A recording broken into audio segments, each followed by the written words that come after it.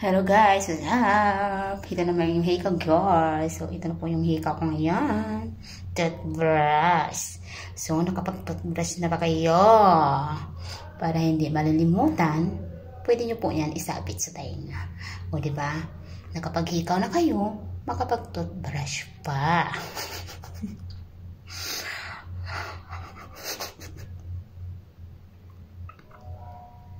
For good vibes lang po ito guys. Huwag seryosohin. Okay pa naman ako. Bye. Thank you for watching. Magtututbrush na po ako. Dalawa lang po yung toothbrush ko kasi ang totoo.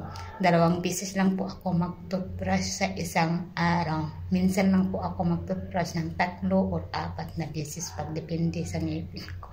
Pero kadalasan talaga araw-araw 2 beses ako mag-toothbrush. Pero mas better talaga is 3 beses po tayo mag-toothbrush sa isang araw. Diba?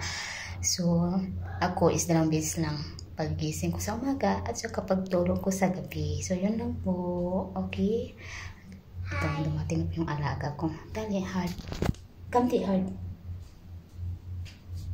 Ewa. Say bye-bye. Bye! Ayan. So, bye guys! Thank you.